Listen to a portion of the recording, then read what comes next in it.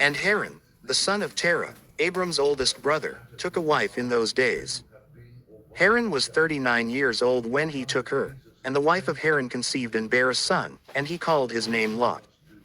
And she conceived again and bare a daughter, and she called her name Milcah, and she again conceived and bare a daughter, and she called her name Sarai. Haran was 42 years old when he begat Sarai, which was in the 10th year of the life of Abram. And in those days Abram and his mother and nurse went out from the cave, as the king and his subjects had forgotten the affair of Abram. And when Abram came out from the cave, he went to Noah and his son Shem, and he remained with them to learn the instruction of the Lord and his ways. And no man knew where Abram was, and Abram served Noah and Shem his son for a long time. And Abram was in Noah's house 39 years, and Abram knew the Lord from 3 years old, and he went in the ways of the Lord until the day of his death, as Noah and his son Shem had taught him. And all the sons of the earth in those days greatly transgressed against the Lord, and they rebelled against him, and they served other gods, and they forgot the Lord who had created them in the earth. And the inhabitants of the earth made unto themselves, at that time, every man his god, gods of wood and stone, which could neither speak, hear, nor deliver, and the sons of men served them, and they became their gods.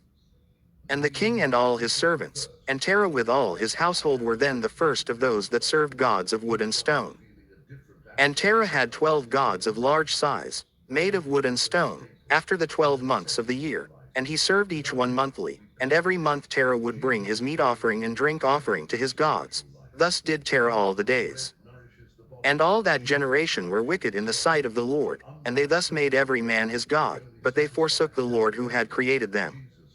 And there was not a man found in those days in the whole earth, who knew the Lord, for they served each man his own god, except Noah and his household, and all those who were under his counsel knew the Lord in those days. And Abram the son of Terah was waxing great in those days in the house of Noah, and no man knew it, and the Lord was with him. And the Lord gave Abram an understanding heart, and he knew all the works of that generation were vain, and that all their gods were vain and were of no avail. And Abram saw the sun shining upon the earth, and Abram said unto himself, surely now this sun that shines upon the earth is God, and him will I serve. And Abram served the sun in that day, and he prayed to him. And when evening came, the sun set as usual, and Abram said within himself, surely this cannot be God. And Abram still continued to speak within himself, who is he who made the heavens and the earth? Who created upon earth? Where is he? And night darkened over him, and he lifted up his eyes toward the west, north, south, and east, and he saw that the sun had vanished from the earth, and the day became dark.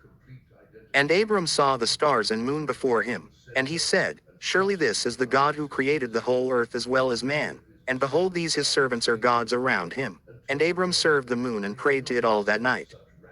And in the morning when it was light and the sun shone upon the earth as usual, Abram saw all the things that the Lord God had made upon earth. And Abram said unto himself, surely these are not gods that made the earth and all mankind, but these are the servants of God.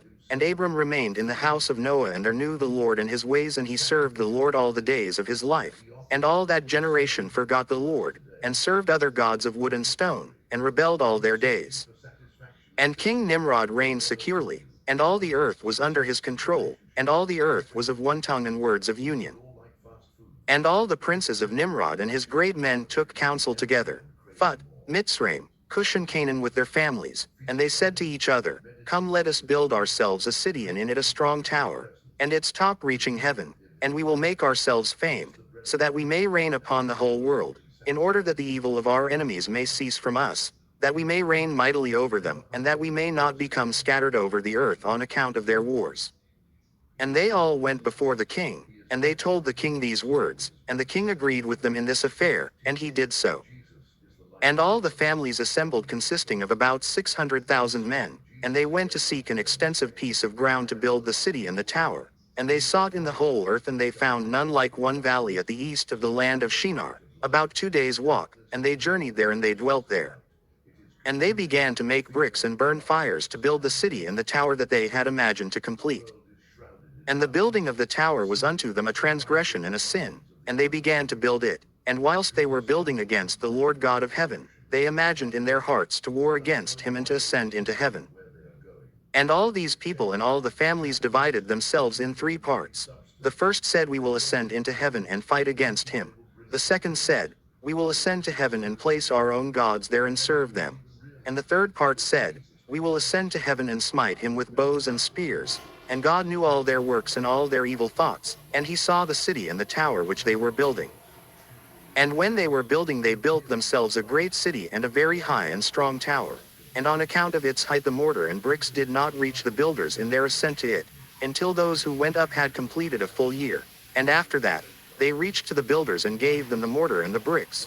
Thus was it done daily. And behold, these ascended and others descended the whole day. And if a brick should fall from their hands and get broken, they would all weep over it. And if a man fell and died, none of them would look at him.